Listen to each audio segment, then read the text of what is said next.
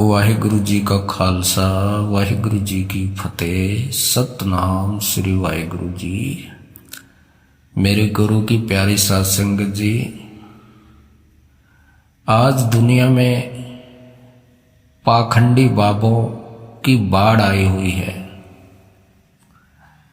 जो अपने आप को कलगी अवतार बताते हैं,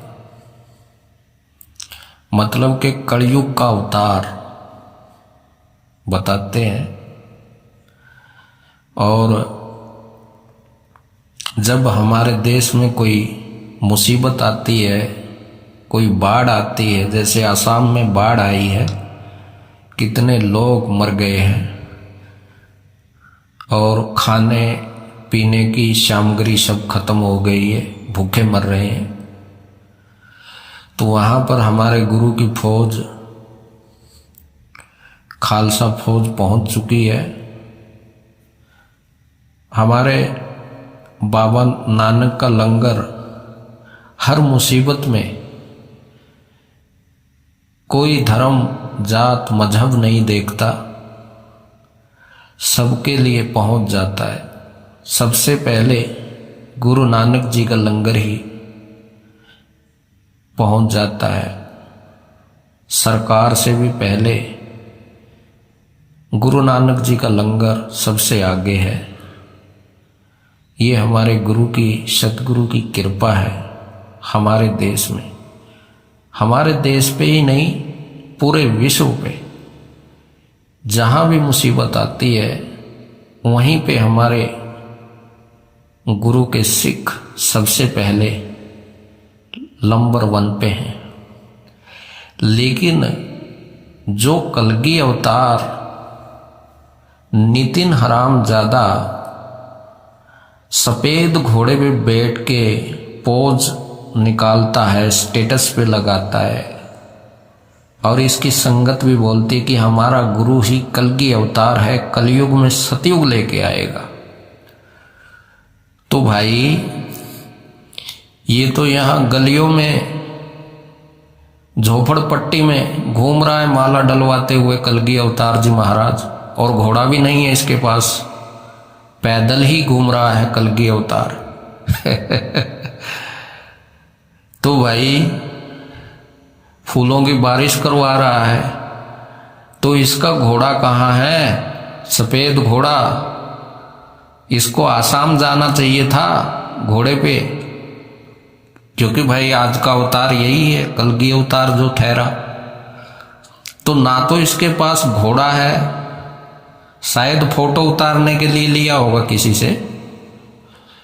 तो ऐसे काम तो नहीं चलेगा ना, ये टुच्चे काम नहीं चलेंगे ना महाराज। ये टुच्चे काम, ये पाखंडियों वाले काम क्यों कर रहे हो तुम?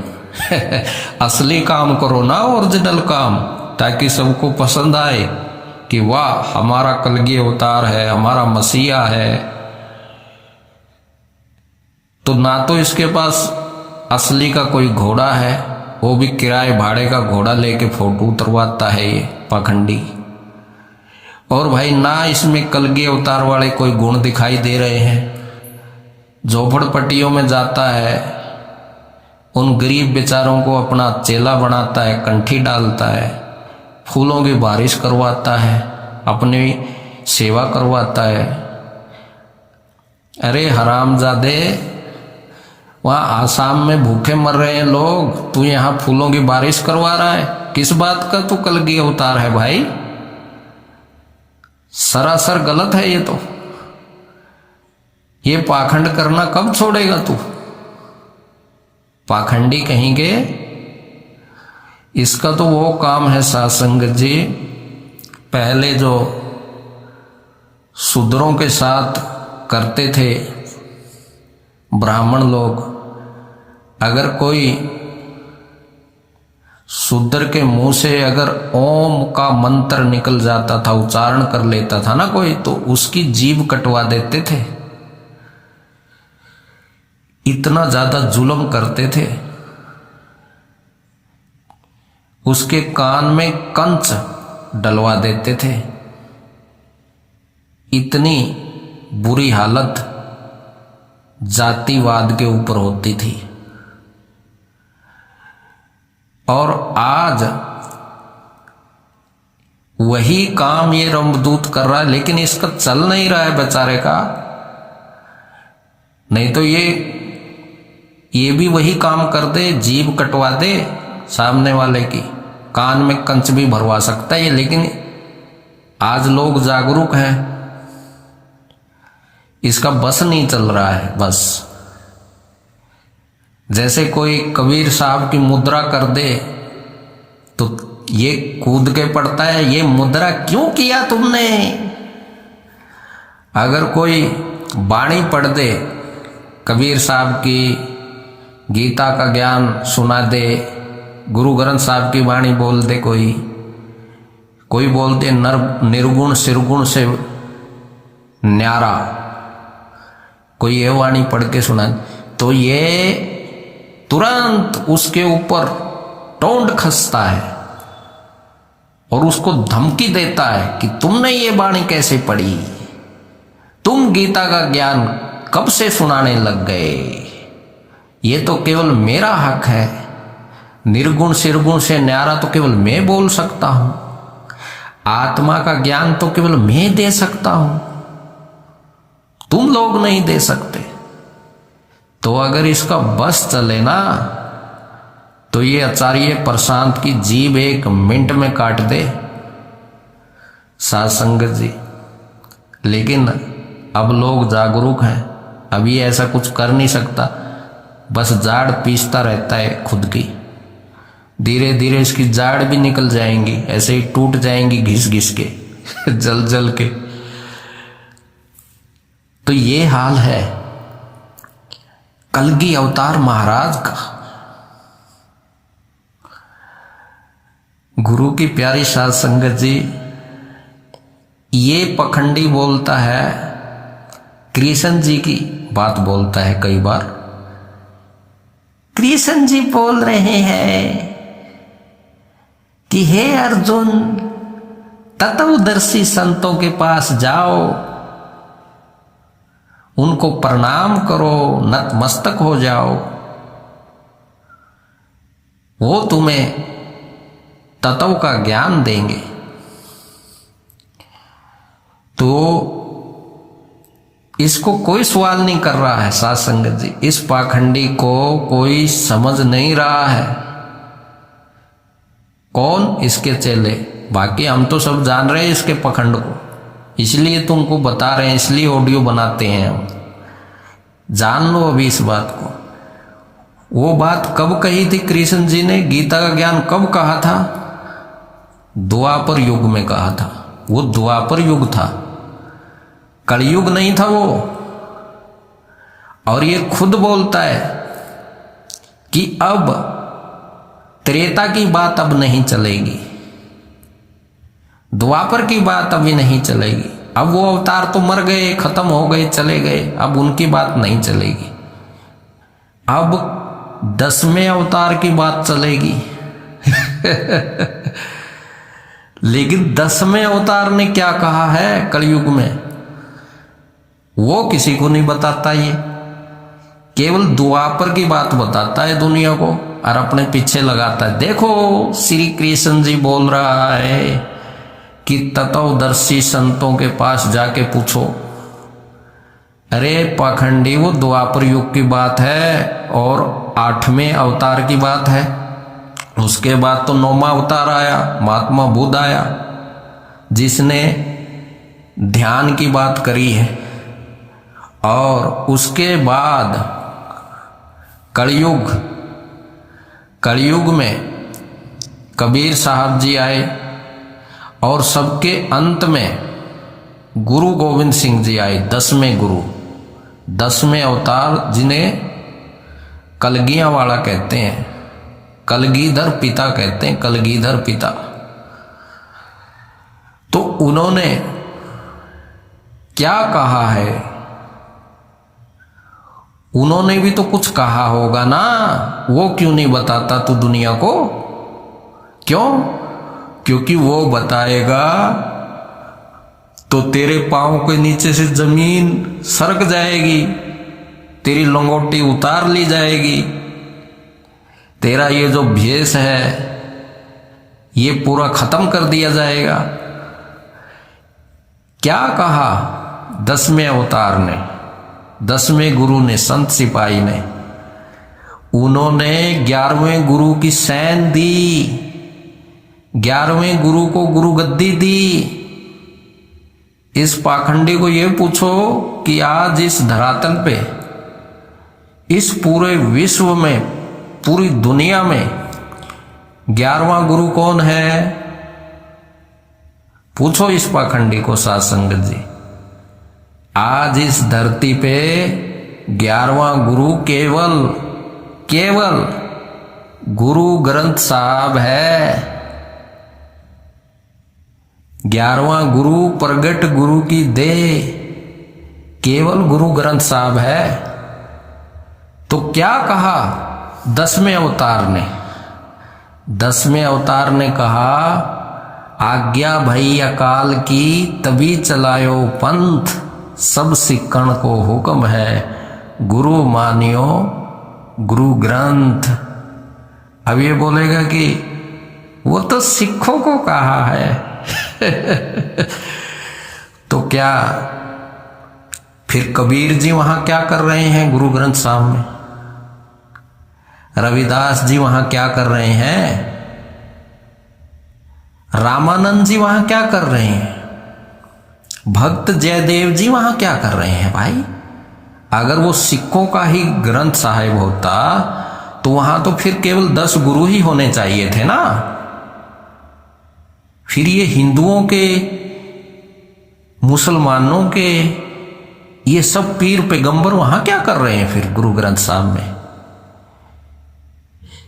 क्योंकि वो 11वां गुरु है और 11वां गुरु में बैठे संत सुजान, एकादश खिड़की बनी, जहां बैठे संत सुजान, सारे संत उस एकादश खिड़की में ही मिलेंगे। ना वो संत गीता में मिलेंगे, ना वो संत बाइबल में मिलेंगे, ना वो संत कुरान में मिलेंगे, ना वो सारे संत वेद पुराण में मिलेंगे। केवल गुरु ग्रंथ साहब एकादश खिड़की में मिलेंगे। तो इसलिए उस गुरु ने क्या कहा है, कलगी अवतार ने क्या कहा है, 10वें अवतार ने क्या कहा है? उसने कहा है कि आज के बाद मेरा और तुम्हारा सबका गुरु केवल गुरु ग्रंथ साहब होगा। कोई आगे देही गुरु नहीं होगा। किसी देही गुरु के चरणों में मत गिरना कोई भी। तुम्हारा और हमारा गुरु केवल क्या होगा? गुरुवाणी होगी, गुरुवाणी, गुरु की वाणी। वाणी गुरु, गुरु है वाणी, विच अमृत सारे। तो साध संगत जी उसकी बात क्यों नहीं बोलता? ये 10वें अवतार की, 8वें अवतार की बात बोलता है कृष्ण की। तत्वदर्शी संतों के पास जाओ। अरे वो द्वापर की बात थी। कलयुग में 10वें अवतार ने क्या बोला है उसकी बात बताना दुनिया को। वो बताते हुए कि तुम्हारा गला सूखता है क्या? गला नहीं सूखता। इसकी जो गुरु गद्दी है वही भाग जाती है।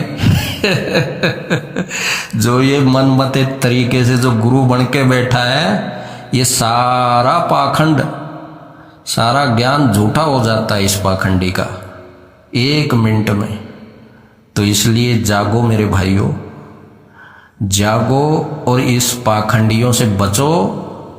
ये जो अपने आप को कलगी अवतार बनाते हैं, इमाम मेहंदी बनाते हैं, फोटो उतराते हैं, किधर है इसका सफेद घोड़ा? कहां चला गया भाई? क्या किराए पे फोटो उतराने के लिए लिया था? पूछो इसको। तो इसके पास जवाब नहीं मिलेगा। ये केवल स्टेटस लगाता है, जीवों को भरमाता है और अपनी तरफ खींचता है। पैसे कमाता है, विदेश में जाके मौज करता है, मस्ती करता है, इसको किसी से क्या लेना देना है? कोई मरे चाहे कोई बचे। जैसे जनता एक नेता को अपने सर पे वोट दे के अपने सर पे बिठा लेती है, और फिर जब वो सारे काम जनता को चूसता है, जनता का खून, जनता का घर गिरवा देता है, स्कूल बंद करवा देता है, फिर उसके लिए आंदोलन करने पड़ते हैं। तो उसी तरह ये पाखंडी गुरुआ, इसको गुरु कौन बनाती है? संगत बनाती है। और संगत को पता ही नहीं चलता। किसी किसी को जब पता चलता है, अगर वो विरोध करता है, तो उसको ये पाखंडी बोलता है कि वो गुरु बनने वाला था, इसलिए मैंने कान पकड़ के उसको निकाल दिया। उसको फिर ये ऐसे ट्रेंड करता है। क्यों? क्योंकि वही नेता वाला काम, राजनीति वाला काम, नेताओं के लिए आंदोलन करना पड़ता है, तब भी ये कुछ ना कुछ चाल हमारे ही बच्चों को डंडे मरवाते हैं। तो उसी तरह, लेकिन गद्दी नहीं छोड़ना चाहते, उसी तरह ये गुरुआ है, ये ऐसे गद्दी पे बैठते हैं, गुरु पद पे ऐसे बैठ जाते हैं फलोती मार के, कि फिर उससे नहीं उतरेंगे, मर जाएंगे, लास्ट में अजगर बन जाएंगे, लेकिन गद्दी नहीं छोड़ेंगे। गुरु गद्दी नहीं छोड़ेंगे ये। तो ऐसा ही हाल है इनका। साथ संगत जी, मेरा तो खैर आपको जगाने का काम है, इसलिए ऑडियो बना देता हूँ, बाकी आपकी मर्जी है। पहचानो, इसलिए संगत चींटी बनती है। क्यों? क्योंकि वो उसके बंधन में बंध चुकी है काल निरंजन के। और गुरु क्या बनता है? अजगर बनता है। क्योंकि जैसी करनी वैसी भरनी। संगत भी जिम्मेवार है। इस पाखंडियों को अपना गुरु बनाते हैं, और उतना ही जिम्मेवार वो गुरु है जो संगत के कहने से गुरु बन के बैठ जाता है, और उसे ऐसी लत लग जाती है कि फिर चाहे कुछ भी हो जाए, मरना पसंद है उसको, लेकिन अहंकार तजना पसंद नहीं है उसको। फिर वो बोलता है मेरा ज्ञान सब मेरा ही ज्ञान है, मैंने ही बताया है। कृष्ण जी को भी मैंने ही बोला है कि बोल, आत्मा अचल होती है। कृष्ण जी को भी मैंने ही बताया है ज्ञान। तो इतने अहंकार में आ जाता है ये पाखंडी। पहचान लो इसको, जितना जल्दी हो सके पहचान लो, वरना तो जीवन तुम्हारा दुश्वार है और अगला जन्म भी तैयार है। अजगर भी रहेगा, चींटी भी रहेगी। ये बनना बिल्कुल तैयार है। तो मेरे गुरु की प्यारी साध संगत जी, सबको मेरा सत श्री अकाल। वाहिगुरु जी का खालसा, वाहिगुरु जी की फतेह। नानक नाम चढ़दी कला, तेरे बाणे सरबत का भला। सतनाम श्री वाहिगुरु जी, वाहिगुरु जी, वाहिगुरु जी।